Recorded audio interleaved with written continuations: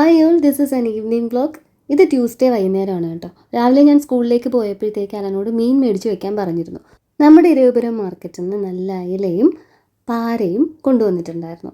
അത് അങ്ങനെ ഫ്രീസറിൽ ഈ ഒരു കവറ് ഒരു പ്ലേറ്റിനകത്ത് വെച്ചേക്കുമായിരുന്നു. ഇനിയിപ്പോൾ വൈകുന്നേരം ഇതൊക്കെ ഒന്ന് കണ്ടിച്ച് പൊരിക്കാനുള്ള അരപ്പും പുരട്ടി വെക്കണം, പിന്നെ ഒരു തീയലും വെക്കണം. തീയൽ നാളത്തേക്കാണ്, പക്ഷേ ഈ പച്ചക്കറി തീയൽ, ഇഞ്ചി തീയൽ, കൊഞ്ച് തീയൽ ഇതൊക്കെ തലേന്ന് വെച്ചിട്ട് പിറ്റേന്ന് ചൂടാക്കി എടുക്കുന്നതാണ് അതിൻ്റെ ഒരു രസം. അതും ഫ്രിഡ്ജിൽ കയറ്റാണ്ട് അങ്ങനെ ആ ചട്ടിയോടെ ഇടയ്ക്കിടയ്ക്കൊന്ന് ചൂടാക്കി തിളപ്പിച്ച് വറ്റിച്ച് വെച്ചിരിക്കണം. അപ്പോൾ ഇതൊക്കെയാണ് എൻ്റെ വൈകുന്നേരത്തെ പരിപാടികൾ. പിന്നെ ആസ് ഐ ഓൾവേസ് സേ, എന്തെങ്കിലും ഞാൻ ചെയ്യാൻ പോകുന്നതിന് മുമ്പ് ഇവിടെ മുഴുവൻ എനിക്ക് വൃത്തിയാക്കണം. ഉച്ചയ്ക്കത്തെ കാര്യങ്ങളൊക്കെ ഇത്തിരിയേ ബാക്കി ഇരിപ്പുണ്ടാകത്തുള്ളൂ. അതെല്ലാം കുഞ്ഞു കുഞ്ഞു പാത്രങ്ങളിലാക്കാനുള്ളതേ ഉള്ളൂ. എല്ലാം ഒന്ന് ടിഫിൻ ബോക്സസിലാക്കി മാറ്റി ഒതുക്കി വെക്കണം. ഞങ്ങളുടെ ഒരു ഫ്രണ്ട്സ് ഗ്രൂപ്പുണ്ട്, ദ ബേ ഗേൾസ് എന്ന് പറഞ്ഞിട്ട്, FMNCയുടെ ഒരു ഗ്യാങ്. ഇക്കൂട്ടത്തിൽ ഒരാൾക്ക് മാത്രമാണ് PSC എഴുതി കിട്ടിയത്. പക്ഷെ അതിപ്പോൾ എനിക്ക് സത്യം പറഞ്ഞാൽ അതെന്താ പറയേണ്ടതെന്ന് അറിയത്തില്ല. LD ടൈപ്പിസ്റ്റിൻ്റെ ലിസ്റ്റിൻ്റെ കാര്യത്തിൽ വന്ന ഒരു സർക്കുലറൊക്കെ നിങ്ങൾ അറിഞ്ഞു കാണും. ആദ്യം പറഞ്ഞു തൽക്കാലം അത്രയും ഒഴിവുകളൊന്നും ഇല്ലാത്തതുകൊണ്ട് കരാർ അടിസ്ഥാനത്തിലുള്ള ജോലിക്കാരെ മാത്രമേ എടുക്കുന്നുള്ളൂ എന്ന്. അങ്ങനെ ഒരു പ്രതിഷേധവും ഒക്കെ ഇത് എഴുതിയ ആൾക്കാർ സംഘടിപ്പിച്ചിട്ടുണ്ടായിരുന്നു. ഇപ്പോൾ അത് റിവൈസ് ചെയ്തിട്ട് പറയുന്നതെന്ന് വെച്ചാൽ, അങ്ങനെ ഒഴിവുകളുണ്ടെങ്കിൽ അത് ഈ പറയുന്ന ഓഫീസുകൾ റിപ്പോർട്ട് ചെയ്യട്ടെ എന്നാണ്. ഈ എഴുതിയ സകലരും ഓരോ ഓഫീസിലും ഡെയിലി പോയി കയറി ഇറങ്ങി നോക്കാൻ പോകുമല്ലോ അവിടെ ഒഴിവുകളുണ്ടോയെന്ന്. ഇപ്പോൾ പ്രത്യേകിച്ച് ഈ രാഷ്ട്രീയത്തിലൊക്കെയുള്ള ആൾക്കാരുടെ വിശ്വാസം കുറഞ്ഞു വന്നുകൊണ്ടിരിക്കുകയാണല്ലോ. ഈവൻ ഞാൻ പോലും ഇപ്പോൾ നിൽക്കുന്ന ആളുടെ ഒരു കേപ്പബിലിറ്റി നോക്കി വോട്ട് ചെയ്യുന്നൊരു സ്ഥിതിയിലേക്ക് വന്നിട്ടുണ്ട്. ഭ്രാന്തമായി പാർട്ടിയെ സ്നേഹിച്ചുകൊണ്ടിരുന്ന ഒരാൾ തന്നെയാണ് ഞാനും. അതൊക്കെ മാറ്റാൻ എന്തെങ്കിലും അവരെ കൊണ്ട് കഴിഞ്ഞിട്ടുണ്ട്. അപ്പോൾ ഇപ്പോൾ ആളുകളുടെ അത്യാവശ്യം എന്തെന്ന് വെച്ചാൽ, അണികൾക്ക് വിശ്വാസം വേണം, അവർക്കായിട്ട് എന്തെങ്കിലുമൊക്കെ ചെയ്യണം. അപ്പോൾ അങ്ങനെ ചെയ്യാൻ പറ്റുന്ന ഏറ്റവും നല്ല ഫീൽഡാണ് ഈ പിൻവാതിൽ നിയമനം, കരാർ അടിസ്ഥാനത്തിൽ ജോലി കൊടുക്കുക എന്നുള്ളത്. ഇക്കണ്ട എക്സാം മുഴുവൻ നടത്തുന്നവർക്ക് അവർക്കറിയില്ലായിരുന്നോ ഇവിടെ ഇങ്ങനൊന്നും വേക്കൻസി ഇല്ലയെന്ന്? പിന്നെ എന്തിനാണ് വെറുതെ ഈ ആൾക്കാരുടെ, എത്ര പേരാണെന്നറിയാവോ, കരയുന്ന ആൾക്കാർ വരെ ഉണ്ട്. അവരുടെ സമയവും എഫേർട്ടും ഒരു 6-7 മാസം ഉറക്കം പോലും കളഞ്ഞിരുന്ന് പഠിച്ച് ലിസ്റ്റിൽ കയറിയ ആൾക്കാരുടെയൊക്കെ ഒരു അവസ്ഥയുണ്ടല്ലോ. നമുക്കിങ്ങനെ ഓർത്ത് വിലപിക്കാൻ മാത്രമേ പറ്റത്തുള്ളൂ. വൈകുന്നേരത്ത് 2 പേർക്കുള്ള അമൃതം അമ്മയങ്ങ് കൊടുത്തു കേട്ടോ. ഒരു സത്യം തുറന്നു പറഞ്ഞാൽ, എനിക്ക് ഈ സിസ്റ്റത്തിൽ തീരെ വിശ്വാസമില്ലാത്തതുകൊണ്ടാണ് ഞാൻ PSC അറ്റംപ്റ്റ് ചെയ്യാത്തത്. എന്നെ അതിന് പ്രേരിപ്പിച്ച ഒരു ചേട്ടൻ നമ്മുടെ കുരിശുമൂട്ടിലുണ്ട് കേട്ടോ, ഞാൻ പേര് പറയുന്നില്ല. ഒരു 33-34 ഇയേഴ്സ് വരെ പുള്ളിയുടെ ടൈമും എഫേർട്ടും മുഴുവൻ ഇതിൻ്റെ അകത്തോട്ട് ഇൻവെസ്റ്റ് ചെയ്തു. ഏതൊക്കെയോ ലിസ്റ്റിൽ കയറി, ഇതുപോലെ ആ ലിസ്റ്റുകളൊക്കെ പിന്നീട് തള്ളിക്കളയോ അങ്ങനെ മറ്റോ എന്തൊക്കെയോ ഉണ്ടായി.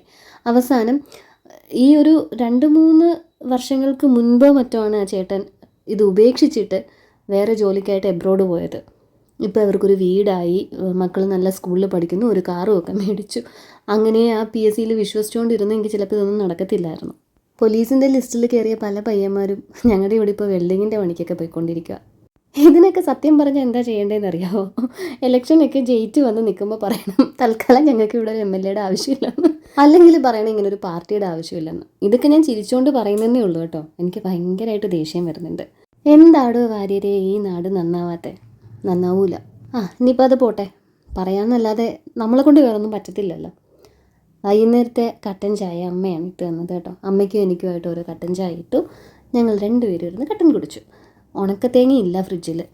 തീയലിന് ഇനിയിപ്പോൾ പച്ചത്തേങ്ങ വറുത്തെടുക്കണം. അപ്പോൾ ആദ്യം ഞാൻ ആ പ്ലാൻ ഡ്രോപ്പ് ചെയ്തതാണ്. ഞാൻ പറഞ്ഞു ഉണക്കത്തേങ്ങ വറുത്തത് അമ്മ എപ്പോഴും ഒരു ടിന്നിൽ ഇങ്ങനെ ഫ്രിഡ്ജിൽ വെച്ചിരിക്കും. അതിൽ ചെയ്യുമ്പോഴാണ് തീയലിന് നല്ല കളറൊക്കെ കിട്ടുന്നത്. അതില്ലെങ്കിൽ വേണ്ടാന്ന് ഞാൻ പറഞ്ഞതാണ്. അപ്പോൾ പറഞ്ഞു, ഇല്ല, ഞാൻ പിരിവിന് പോകുന്നതിന് മുമ്പ് പെട്ടെന്ന് തേങ്ങ വറുത്ത് വെച്ചേക്കാം, ബാക്കി നീ ചെയ്താൽ മതിയെന്ന്. അങ്ങനെ അമ്മ ഇനി തേങ്ങയൊക്കെ വറുക്കുകയാണ് അകത്ത് നിന്ന്. ഞാൻ അപ്പോഴത്തേക്ക് മീനുമൊക്കെ ആയിട്ട് വെളിയിൽ വന്നു. കുറച്ചധികം മീനുണ്ടായിരുന്നു. എനിക്ക് 2 അസിസ്റ്റൻസും ഉണ്ട് കേട്ടോ, അപ്പുറം ഇപ്പുറത്തുമായിട്ട്. ഈ ഇരിക്കുന്നവൻ ഇങ്ങനെ അടങ്ങിയിരിക്കുന്നതേ ഉള്ളൂ. ഇടയ്ക്കിടയ്ക്ക് ഓരോ മീനൊക്കെ പൊക്കി എടുക്കുന്നുണ്ടായിരുന്നു. ആ വെള്ളത്തിലൊക്കെ ഒന്ന് കൈയിടാനായിട്ടുള്ള കൊതിയൊക്കെ ഉണ്ട്. അപ്പം ഞാൻ അവസാനം ഒരു മീനിൻ്റെ വായ തുറന്ന് കാണിച്ചു കൊടുത്തു. കണ്ടോ, പല്ല് കണ്ടോ, കടി വെച്ച് തരുമെന്നും പറഞ്ഞിട്ട്. അങ്ങനെ പിന്നെ ആ ചെറിയ പേടി നിന്നതുകൊണ്ട് മീനെ തൊടാനായിട്ട് നിന്നില്ല. ആദ്യം ഒരു സെറ്റ് പാര കഴുകി എടുത്തിട്ട് അത് ഞാൻ ഉപ്പിട്ട് തേച്ച്, പിന്നെ അതിൻ്റെ തലയും തല കളഞ്ഞില്ല. അമ്മ പറഞ്ഞു 2ൻ്റെയും തല കളയരുത്, തല തിന്നാൻ നല്ല ടേസ്റ്റ് ഉള്ളതാണ്, തല കളയരുതെന്ന്. അയിലത്തല ഞാൻ കളയത്തില്ല, എനിക്ക് ഭയങ്കര ഇഷ്ടമാണ് പൊരിച്ചാലും കറി വെച്ചാലും. മറ്റേ ആളുടെ കാര്യം എനിക്കറിയത്തില്ലായിരുന്നു, പാരയുടെ, അത് കഴിക്കുമോ ഇല്ലയോ എന്ന്. അപ്പം അമ്മ പറഞ്ഞു ഇല്ല അതും കഴിക്കാം, നല്ലതാണ്, അതുകൊണ്ട് തല കളയണ്ടാന്ന്. അങ്ങനെ പിന്നെ സൈഡിൽ നിന്ന് ചെകിള എടുത്തിട്ട് ഈ ഒരു മൗത്തിൻ്റെ ഏരിയ അങ്ങ് വെട്ടിക്കളഞ്ഞു. മീൻ്റെ ഈ കുടലും കരളും ഒക്കെ ഞാൻ അങ്ങോട്ട് അങ്ങനെ എടുത്ത് എറിയുന്നതല്ല, അത് മണ്ണിൽ തട്ടുന്നതിന് മുമ്പേ ക്യാച്ച് പിടിച്ചുകൊണ്ട് പറക്കാനായിട്ട് അവിടെ കുറച്ച് കാക്കകൾ മതിലിൽ നിരന്നിരിപ്പുണ്ട്. പിന്നെ അവിടെ തന്നെയാണ് അപ്പുറത്തെ പറമ്പിലാണെങ്കിലും ആ മൂലയ്ക്കാണ് ഒരു വലിയ മരം നിൽക്കുന്നത്. അവിടെയാണ് ഞാൻ എപ്പോഴും പറയത്തില്ലേ ഒത്തിരി ഒച്ച കേൾക്കുന്നത് കാക്കകൾ ചേക്കേറുന്ന ടൈം ആയതുകൊണ്ടാണ്. അവിടെയാണ് ഇഷ്ടം പോലെ കാക്കകളുള്ളത്. ഒരു 6:30 ആകുമ്പോഴത്തേക്ക് തുടങ്ങും ഓരോരുത്തർ വീട്ടിലേക്ക് വരാനായിട്ട്. ഇതിപ്പോൾ സമയവും ഏകദേശം അത്രയും ആയിട്ടുണ്ട് കേട്ടോ. അങ്ങനെ മീനൊക്കെ വെട്ടി ക്ലീൻ ചെയ്തു. ഇത് എന്ത് ചെയ്യണം എന്നുള്ള പ്ലാൻ തൽക്കാലം എൻ്റെ മൈൻഡിലോട്ട് വരുന്നില്ല. സാധാരണ ഞാൻ ഒരു കറി 2 വറുക്കൽ അങ്ങനത്തെ ഇങ്ങനെ കുഞ്ഞു കുഞ്ഞു ഡബ്ബകളിലാക്കുന്നതാണ്. എനിക്ക് തൽക്കാലം മൈൻഡിലൊന്നും വരാത്തത് കൊണ്ട് ഞാൻ അങ്ങനെ ആ നേരെ അല്ലല്ലോ മുഴുവനെ ഇരിക്കാനായിട്ടാണ് ആ വലിയ പാത്രത്തിൽ വെള്ളം നിറച്ച് ഫ്രീസറിലേക്ക് വെച്ചത്. പിന്നെ പൊരിക്കാനുള്ളത് ഇത്തിരി ഗ്രാൻഡ് ആയിക്കോട്ടെ എന്ന് കരുതിയിട്ട് ഇത്തിരി ഇഞ്ചിയും വെളുത്തുള്ളിയും ഉപ്പും കറിവേപ്പിലയും ഒരു പച്ചമുളകും ആവശ്യത്തിന് മഞ്ഞൾപ്പൊടിയും ഇത്തിരി കുരുമുളക് പൊടിയും സാദാ മുളക് പൊടിയും കാശ്മീരി മുളക് പൊടിയും കുറച്ച് വിനാഗിരിയും കൂടെ ചേർത്ത് അരച്ചെടുക്കുന്നുണ്ട്. മുഴുവൻ കുരുമുളക് ഉണ്ടായിരുന്നു, ഈ സമയത്ത് ഞാനത് മറന്നുപോയി. തീയലല്ലേ, മീൻ കറിയും മീൻ പൊരിച്ചതും ആകുമ്പോഴാണ് രണ്ടിന്ന് ഓരോ പീസ് മീനാകുമ്പോഴത്തേക്ക് ആവശ്യത്തിനുള്ള നോൺ വെജിൻ്റെ പോർഷൻ ആവും. പക്ഷേ ഇപ്പോൾ തീയലായതുകൊണ്ട് അതിൻ്റെ അകത്ത് മീനില്ലല്ലോ. അപ്പോൾ അങ്ങനെ മീൻ ഫുള്ളായിട്ട് അയല ഒരു 3 എണ്ണം അങ്ങനെ മുറിക്കാതെ അരപ്പ് പുരട്ടി വെക്കാനാണ് പ്ലാൻ. ഈ പറഞ്ഞ പോലെ കറിയിൽ നിന്ന് മീൻ ഇല്ലാത്തത് കൊണ്ട് തന്നെയാണ് പൊരിക്കുന്നത് ഇത്തിരി ഗ്രാൻഡ് ആക്കിയത്. എപ്പോഴും ഞാൻ ഇതൊന്നും ചെയ്യത്തില്ല കേട്ടോ. പക്ഷേ ഇങ്ങനെ ചെയ്യാൻ ഏറ്റവും നല്ലത് നല്ല മാംസമുള്ള മീനുകളാണ്, അയലയും ചൂരയും നെമ്മീനും ഒക്കെ.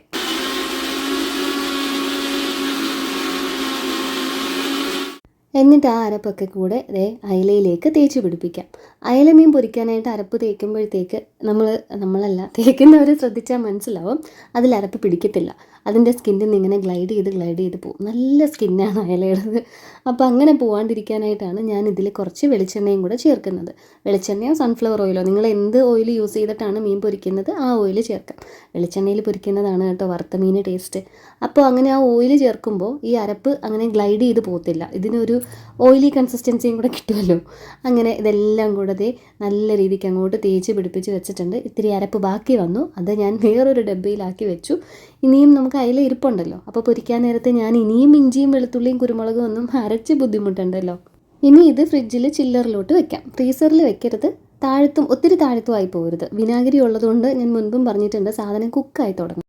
ചില്ലറിലാവുമ്പോൾ ആവശ്യത്തിനുള്ള തണുപ്പും ആവും, അങ്ങ് കയറി ഫ്രീസ് ആവത്തുമില്ല.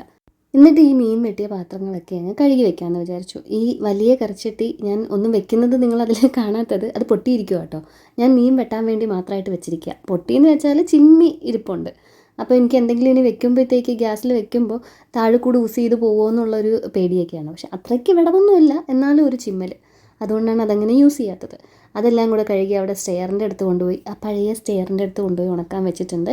അമ്മ വറുത്ത് വെച്ച തേങ്ങയിൽ ഇനി നമുക്ക് എക്സ്ട്രാ കുറച്ച് ഇൻഗ്രീഡിയൻസും കൂടി ഇടണം. അതൊന്ന് ചൂടാക്കിയും വേണം, അല്ലെങ്കിൽ ഇപ്പോൾ ഇടുന്ന സാധനങ്ങൾ പച്ചക്കിരിക്കും. ഒരു ഇത്തിരി ജീരകം, കുറച്ച് മുഴുവൻ കുരുമുളക്. ഇതിലോട്ട് പൊടികളായിട്ട് ഇനിയിപ്പോൾ ആഡ് ചെയ്യാൻ പോകുന്നത് മല്ലിപ്പൊടിയും സാദാ മുളക് പൊടിയും കാശ്മീരി മുളക് പൊടിയാണ് കേട്ടോ. എനിക്ക് എല്ലാത്തിനും കാശ്മീരി മുളക് പൊടിയും കൂടെ വേണം. എനിക്ക് ആ നിറം, കറി എന്ന് പറഞ്ഞാൽ അതിനൊരു നിറം വേണം. അല്ലെങ്കിൽ നമ്മളതിന് സ്റ്റൂന്നോ മപ്പാസെന്നോ ഫിഷ് മോളിന്നോ ഒക്കെ വിളിക്കാൻ പറ്റുന്ന ഐറ്റങ്ങളായിരിക്കണം. പൊടികൾ ഇടുന്ന സമയത്ത് തീ നന്നായിട്ട് അങ്ങോട്ട് കുറച്ച് വെക്കണം കേട്ടോ, അല്ലെങ്കിൽ പെട്ടെന്ന് കയറി മൂക്കും. നമ്മൾ തുമ്മി പണ്ടാരം അടങ്ങുന്നത് ഒരു വശത്തും അരപ്പ് കരിയുന്നത് മറ്റൊരു വശത്തും. അരപ്പ് ഇത്തിരിയൊക്കെ കരിഞ്ഞാലുണ്ടല്ലോ തീയിൽ കയ്ക്കും, ഒരു ചവ വരും, ഒത്തിരി ഒരു കയ്പ്പ് ചവ വരും. അപ്പോൾ കരിയാതിരിക്കണമെങ്കിൽ തീ നന്നായിട്ട് കുറച്ച് വെക്കണം. തേങ്ങയുടെ മേളിലോട്ട് വേണം ഈ പൊടികൾ ഇടാനായിട്ട്, കാരണം നമ്മൾ ഓരോന്ന് എടുക്കുന്ന സമയത്ത് പൊടി ഡയറക്റ്റായിട്ട് ചൂടായാൽ പെട്ടെന്ന് കരിയും. എന്നിട്ട് ഇതെല്ലാം കൂടെ നല്ലപോലെ ഒന്ന് ചിക്കി കൊടുക്കാം. തേങ്ങ വറുക്കുമ്പോൾ തീയലിന് എന്ത് നിറം വേണോ ആ ഒരു കളറ് മനസ്സിൽ വെച്ചിട്ട് അതിനനുസരിച്ച് വറുത്തെടുക്കാം. ഒരു ചെറിയൊരു ലൈറ്റ് ബ്രൗൺ ഒക്കെ ആകുമ്പോൾ നിർത്തിയാൽ തീയൽ നല്ലൊരു ചെങ്കല്ല് കളറിലൊക്കെ കിട്ടും. എനിക്ക് നല്ല കറുത്തിരിക്കുന്ന തീയലാണ് ഇഷ്ടം. പക്ഷേ ഇപ്പോൾ ഉണക്ക തേങ്ങ അല്ലാത്തതുകൊണ്ട് എത്ര വറുത്താലും ആ ഒരു നിറം കിട്ടത്തില്ല. പിന്നെ അത് നിങ്ങൾക്ക് അറിയായിരിക്കും, തേങ്ങ പെട്ടെന്ന് വറുത്ത് കിട്ടാനായിട്ട് അത് മിക്സിയിൽ ഒന്ന് അടിച്ചിട്ട് ഇട്ടാലും മതി. പക്ഷേ ഞാനിപ്പോൾ അവിടെ അങ്ങനെ ചെയ്തിട്ടില്ല, ഞാനല്ല അമ്മ അത് ചെയ്തിട്ടില്ല. അമ്മയ്ക്ക് പെട്ടെന്ന് പോകാനെന്നുള്ളത് കൊണ്ട് അമ്മ തിരികെ അങ്ങനെ അങ്ങ് വറുത്ത് വെച്ചതാണ്. ഇതിപ്പോൾ നമുക്കൊരു ഡാർക്ക് ബ്രൗൺ കളറൊക്കെ കിട്ടത്തുള്ളൂ, നല്ല ഇതായിട്ട് കിട്ടത്തില്ല. സംതിങ് സിമിലർ ടു ബ്ലാക്ക് കിട്ടത്തില്ല. എനിക്ക് അങ്ങനെയാണ് ഇഷ്ടം, തീയൽ ഇങ്ങനെ ഇരുണ്ടിരിക്കണം. പച്ചക്കറി തീയലിലേക്ക് ആകെയുള്ള പച്ചക്കറി ഈ ഒരു ബ്രിഞ്ചോളാണ് കേട്ടോ. ബ്രിഞ്ചോളും വെണ്ടക്കായും ഒക്കെ ഇട്ടിട്ടാണ് തീയൽ വെക്കാൻ നല്ലത്. പടവളം ഇട്ടും മമ്മി ചെയ്യാറുണ്ട്, അലൻ്റെ അമ്മ. പക്ഷേ അമ്മ ബ്രിഞ്ചോൾ മാത്രം ഇട്ടിട്ട് വഴുതനങ്ങ ഇട്ടിട്ട് മാത്രമേ ചെയ്യാറുള്ളൂ. അതുകൊണ്ട് എനിക്ക് ഇഷ്ടം വഴുതനങ്ങ ഇട്ട തീയലിനെയാണ്. നമുക്കിനി ആ അരപ്പ് ഈ ഒരു സമയത്തേക്ക് തണുത്തിട്ടുണ്ടാവും. അത് മിക്സിയിൽ നന്നായിട്ടൊന്ന് എണ്ണ തെളിയുന്നത് വരെ അരച്ചെടുക്കാം. കുറച്ച് പുളിയും കൂടെ വെള്ളത്തിലിട്ട് വെക്കാം. മമ്മിയും ഡാഡിയൊക്കെ ചെന്നൈയിലായിരുന്നതുകൊണ്ട് മമ്മി വഴുതനങ്ങ വെച്ച് തീയലല്ലാത്ത വറുത്തരച്ച വേറൊരു കറി വയ്ക്കും കേട്ടോ. വഴുതനങ്ങ അങ്ങനെ മുഴുവനായിട്ട് 2-3 വരയിട്ട് പൊരിച്ചെടുത്തിട്ട് അത് വെച്ചൊരു കറി ഉഗ്രൻ ടേസ്റ്റാണ്. പക്ഷെ എങ്ങനെ വെക്കുന്നതെന്ന് എനിക്കറിയത്തില്ല. ഞാൻ വെച്ചിട്ടും പാളിപ്പോയതുകൊണ്ട് ഞാനത് ഇവിടെ അങ്ങനെ ഉണ്ടാക്കാറില്ല. അത് ആ ചെന്നൈ സ്റ്റൈലിൽ മമ്മി വെക്കണം, അലൻ്റെ അമ്മ. തീയൽ വെക്കാനായിട്ടുള്ള ചട്ടി അടുപ്പത്തേക്ക് വെച്ചിട്ട് അതിലേക്ക് ഞാൻ വെളിച്ചെണ്ണയാണ് ചേർത്ത് കൊടുക്കുന്നത്. നമ്മൾ നേരത്തെ മാറ്റി വെച്ച ചോറും വറുത്ത മീനും മീൻകറിയും ഒക്കെയാണ് സൈഡിൽ കുഞ്ഞു കുഞ്ഞു ടിഫിൻ ബോക്സസിലാക്കി അങ്ങോട്ട് ഒതുക്കി വെച്ചിരിക്കുന്നത്. വെളിച്ചെണ്ണ നന്നായിട്ട് ചൂടായിട്ട് വേണം കടുകിടാൻ, അല്ലേ കടുക് പൊട്ടത്തില്ല എന്നൊക്കെയാണ് എല്ലാവരും പറയുന്നത്. എന്തായാലും ഞാൻ ക്ഷമയില്ലാത്തത് കൊണ്ട് വെളിച്ചെണ്ണയുടെ കൂടെ കടുകും കുറച്ച് ഉലുവയും കൂടി ഇട്ട് കൊടുക്കുന്നുണ്ട്. രണ്ടും അവരുടെ സൗകര്യം പോലെ എണ്ണ ചൂടാകുമ്പോൾ പൊട്ടട്ടെ. ഇനി നമുക്ക് കുറച്ച് കുറച്ചായിട്ട് ഈ അരപ്പൊന്ന് അരച്ചെടുക്കാം. കുറച്ചെന്ന് ഞാൻ പറഞ്ഞത് അരപ്പ് ഇത്തിരി ആയിട്ടല്ല, ഇടയ്ക്കിടയ്ക്ക്. അല്ലെങ്കിലുണ്ടല്ലോ മിക്സി നല്ല രീതിക്ക് കയറി അങ്ങ് ചൂടാവും. എത്ര തണുത്തിരുന്നാലും ആ തേങ്ങയിൽ നിന്ന് എണ്ണ തെളിഞ്ഞ് വരുന്നത് വരെ അരച്ചാലേ തീയലിന് രുചി ഉണ്ടാവത്തുള്ളൂ. അതാണ് ഞാൻ നേരത്തെ പറഞ്ഞത്, തേങ്ങ തണുത്തിരിക്കുന്നു എന്ന് പറഞ്ഞിട്ട് കാര്യമില്ല. നമ്മൾ കുറച്ച് അധികം നേരം അരയ്ക്കണം ആ എണ്ണ തെളിഞ്ഞൊന്ന് വരണമെങ്കിൽ. അപ്പോഴത്തേക്ക് മിക്സി ചൂടാവും. അപ്പോൾ ഇങ്ങനെ ഗ്യാപ്പിട്ട് അടിച്ചെടുക്കാം. ഇതിനിടയിൽ കടുക് ഉലുവയൊക്കെ പൊട്ടുന്ന സൗണ്ട് കേട്ടപ്പോൾ ഞാൻ ആഡ് ചെയ്ത് കൊടുത്തത് ഇഞ്ചിയും വെളുത്തുള്ളിയും പച്ചമുളകുമാണ്. അതൊന്ന് നന്നായിട്ട് മുരിഞ്ഞ് വന്നപ്പോൾ കുറച്ച് കറിവേപ്പിലയും കൂടി ഇട്ടു. ഇനി സവാളയും വഴുതനങ്ങയും നമുക്ക് ഒരുമിച്ചിടാം. ഇതിൻ്റെ കൂടെ ഇത്തിരി ഉരുളക്കിഴങ്ങ് കൂടെ ഉണ്ടെങ്കിൽ തീയലിന് നല്ല ടേസ്റ്റാണ്. ഉരുളക്കിഴങ്ങ് ഇവിടെ ഇല്ല. പിന്നെ വെണ്ടയ്ക്ക, അങ്ങനത്തെ ഐറ്റംസൊക്കെ ഉണ്ടെങ്കിൽ ഇങ്ങനെ സെപ്പറേറ്റ് എണ്ണയിൽ വഴറ്റി ചേർക്കണം എന്നൊക്കെ പലരും പറഞ്ഞ് ഞാൻ കേട്ടിട്ടുണ്ട്. ഞാൻ ഉണ്ടാക്കുന്ന ടേസ്റ്റിൽ എനിക്ക് വ്യത്യാസം തോന്നിയിട്ടില്ല. സത്യത്തിൽ എനിക്ക് തീയലിൽ എന്ത് പച്ചക്കറി ഇട്ടാലും അതിപ്പോൾ സവാള ആദ്യം, പിന്നെ വഴുതന, പിന്നെ ഉരുളക്കിഴങ്ങ് വേവിച്ചത്, അല്ലെങ്കിൽ വെണ്ടയ്ക്ക എണ്ണയിൽ വഴറ്റിയത്, ഇങ്ങനെ മൊത്തത്തിൽ ചേർത്താലും ഇങ്ങനെ ഓരോന്നായിട്ട് ചേർത്താലും ഇങ്ങനെ മൊത്തത്തിൽ ചേർത്താലും എനിക്ക് വ്യത്യാസം തോന്നിയിട്ടില്ല. സത്യം, പരമാർത്ഥം. അതുകൊണ്ട് ഞാൻ പിന്നെ സമയം കളയാൻ നിൽക്കത്തില്ല. എല്ലാം കൂടെ ഒരുമിച്ച് അങ്ങ് തട്ടിയിട്ടു. വഴുതന ഒന്ന് എണ്ണയിൽ പുരണ്ട് കിടന്നില്ലെങ്കിൽ അത് വേവും തോറും കറുത്ത് വരും. അതുകൊണ്ട് എണ്ണയിൽ നന്നായിട്ട് കുഴച്ചിട്ട് വഴുതനയും സവാളയും ഒന്ന് വഴറ്റിയെടുത്തിട്ടാണ് തക്കാളി ആഡ് ചെയ്ത് കൊടുത്തത്. എന്നിട്ട് അത് അടച്ചു വെച്ചങ്ങ് വേവിച്ചെടുക്കാം. അരപ്പിൽ എണ്ണ തെളിഞ്ഞു തുടങ്ങി. എണ്ണ ഇങ്ങനെ മൊത്തത്തിൽ വരണമെന്നൊന്നുമില്ല. ഏതാണ്ട് ഇഞ്ചിക്കറി എന്ന് തോന്നിക്കുന്ന പരുവത്തിന് അരപ്പാവുമ്പോഴത്തേക്ക് നമുക്കത് നിർത്താം. അങ്ങനെ ആവാൻ വേണ്ടി കുറച്ച് വെള്ളം ചേർത്താലോ എന്നൊക്കെ നമുക്ക് തോന്നും. വെള്ളം ചേർക്കരുത്. വെള്ളം ചേർത്ത് കഴിഞ്ഞാൽ തീയലാവില്ല, വറുത്തരച്ച കറിയേ ആവത്തുള്ളൂ. ആ ടേസ്റ്റിനെ അത് ബാധിക്കും. കറക്റ്റ് തീയൽ വേണമെന്നുണ്ടെങ്കിൽ അരപ്പിൽ തേങ്ങയിൽ വെള്ളം തൊടാതെ ജാർ ഉണങ്ങിയിരിക്കുമ്പോൾ അരച്ചെടുക്കണം. ഇതിപ്പോൾ ഞാൻ നമ്മുടെ അയലയ്ക്ക് വേണ്ടി അരപ്പടിച്ച അതേ ജാറാണ്. ആ അരപ്പ് ഞാൻ വടിച്ചിട്ടപ്പോൾ നിങ്ങൾ കണ്ടില്ലേ, നല്ലപോലെ ഉണങ്ങിയിരിക്കുകയായിരുന്നു. ജാറിൽ അങ്ങനെ നനവൊന്നുമില്ല. ഇത്തിരി വിനാഗിരി ഒഴിച്ചല്ലേ അടിച്ചിട്ടുണ്ടായിരുന്നുള്ളൂ. അതുകൊണ്ടാണ് ആ ജാറിൽ തന്നെ ഞാൻ ഇതും അങ്ങ് അടിച്ചെടുത്തത്.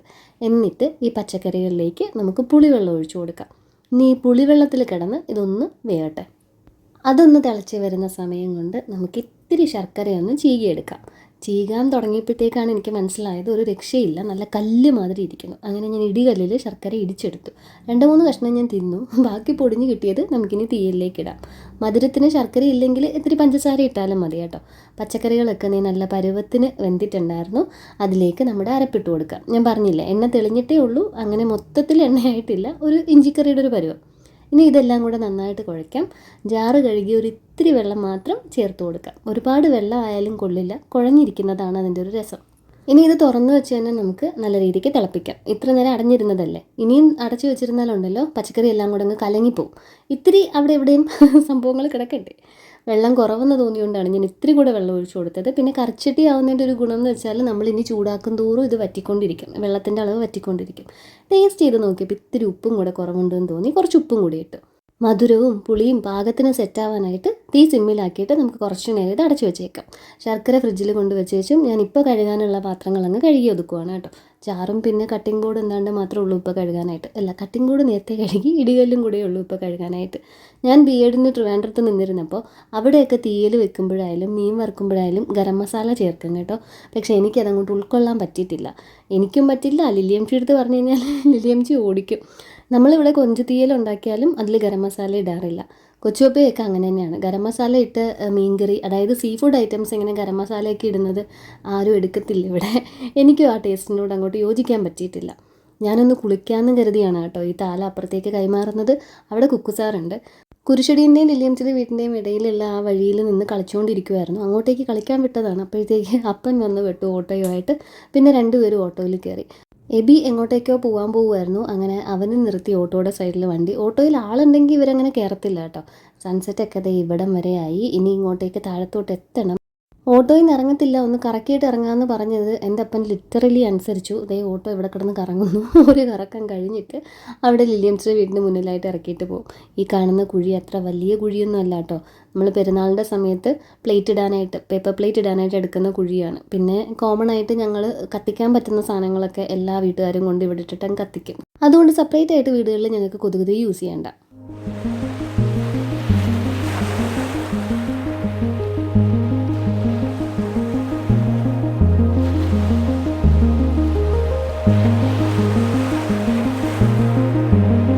സൺസെറ്റ് വരെ നോക്കിക്കൊണ്ട് നിന്നാൽ എനിക്കിപ്പോഴെങ്കിലും കുളിക്കാൻ പറ്റത്തില്ല. അങ്ങനെ ഞാൻ ദേ കുളിക്കാനായിട്ട് കയറി.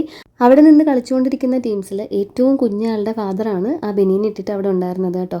ആ കൊച്ചിനെ കരയിക്കാനാണ് നിലു ഓടിപ്പോയി പുള്ളീൻ്റെ കയ്യും പിടിച്ച് നടക്കുന്നത്. വൈകുന്നേരത്തെ ഇങ്ങനെ എല്ലാണോ പുറത്തായി കഴിയുമ്പോഴത്തേക്ക് ഞാൻ ആദ്യം ചെയ്യുന്ന പരിപാടി എപ്പോഴത്തെയും പോലെ സോഫയിലുള്ള ഈ ഒരു ക്ലോത്ത് സെറ്റാക്കലാണ്. അലനെ ഞാൻ ഇതിൻ്റെ ഇടയ്ക്ക് വിളിക്കുന്നുണ്ടായിരുന്നു കേട്ടോ. ഞാൻ ഇന്ന് ഫ്രീസറിൽ പാല് വെച്ചിട്ടുണ്ട്. ഇന്ന് വൈകുന്നേരത്തിന് ഞാനൊരു ഓറിയോ ഷേക്ക് ഉണ്ടാക്കാമെന്നാണ് വിചാരിക്കുന്നത്.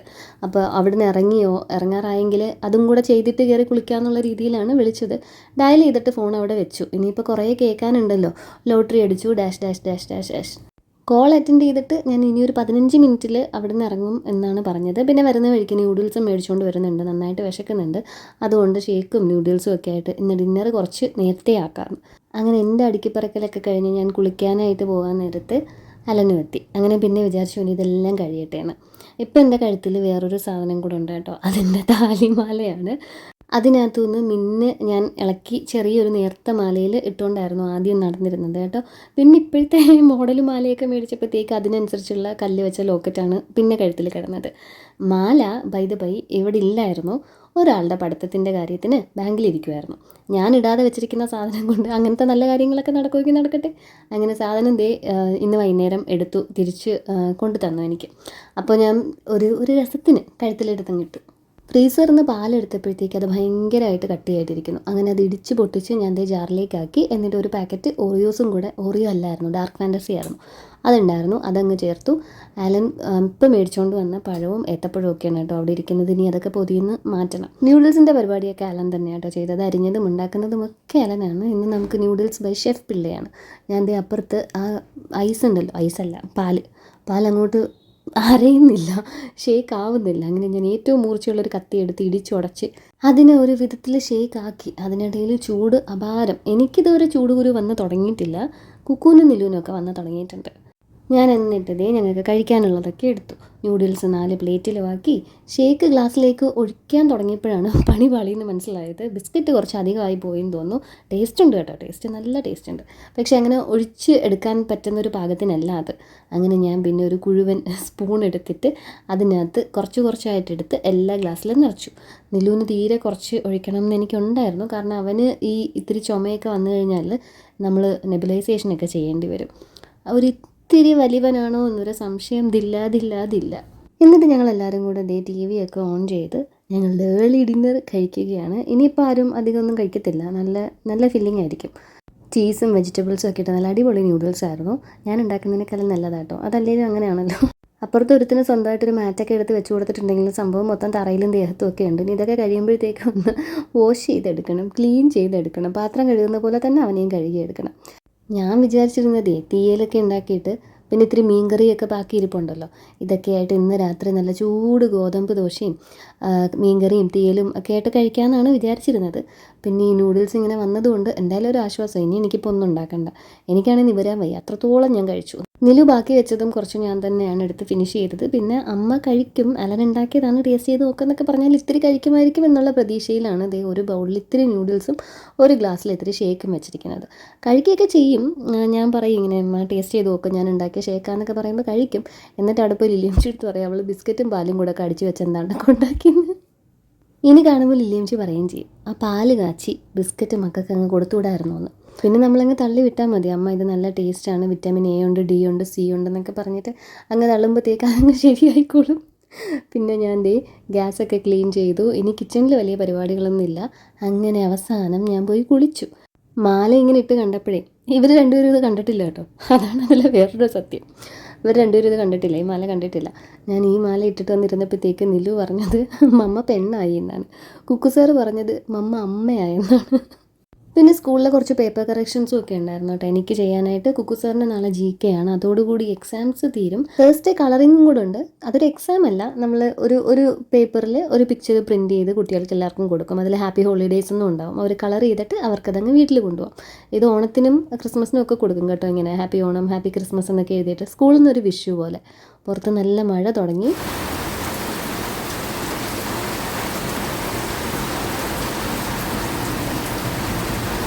എബി അവിടെ നിലുവിനെയും കൊണ്ട് ഇരുന്നത് ബാക്കി ഇത്രയും ആൾക്കാരെ വെയിറ്റ് ചെയ്തിട്ടിരുന്നതാണ് കേട്ടോ. ക്യാരം ബോർഡ് കളിയൊക്കെ അവർ ഇന്ന് അകത്തേക്കാക്കി, പുറത്ത് മഴയുള്ളതുകൊണ്ട്. അപ്പനാണ് അവിടെ നിലുവിനെ എടുത്തുകൊണ്ട് നിൽക്കുന്നത്. ഇത്രയും ബന്ധപ്പെട്ട് ആരെങ്കിലും നൂഡിൽസ് കഴിക്കുന്നത് നിങ്ങൾ കണ്ടിട്ടുണ്ടോ? ഞാൻ അതിനിങ്ങനെ പറഞ്ഞുകൊണ്ടിരിക്കുകയാണ് കേട്ടോ. എൻ്റെ അടുത്ത് എല്ലാവരും ചോദിക്കുന്നു അമ്മ എന്താ ഇതൊന്നും കഴിക്കാത്തതെന്ന്, ഇതൊക്കെ കഴിച്ച് പഠിക്കേണ്ടതെന്നൊക്കെ പറഞ്ഞിട്ട്. ഞങ്ങൾ സിനിമ തപ്പിയിട്ടേ ഞാനൊരു സിനിമ കാണാമെന്നും പറഞ്ഞിരുന്നിട്ട് എനിക്ക് ഒന്നും അങ്ങോട്ട് ഇഷ്ടപ്പെട്ടില്ല. പിന്നെ അവസാനം ഞാൻ തേന്മാവിൻ കൊമ്പത്തിട്ട് എന്നിട്ട് ഞങ്ങൾ അത് കണ്ടുകൊണ്ടിരുന്നു. അപ്പോൾ ഇന്നത്തെ വീഡിയോ ഞാനിവിടെ എൻഡ് ചെയ്യുവാണ്. നമുക്കിനി അടുത്ത വീഡിയോയിൽ കാണാം. Thank you so much for watching.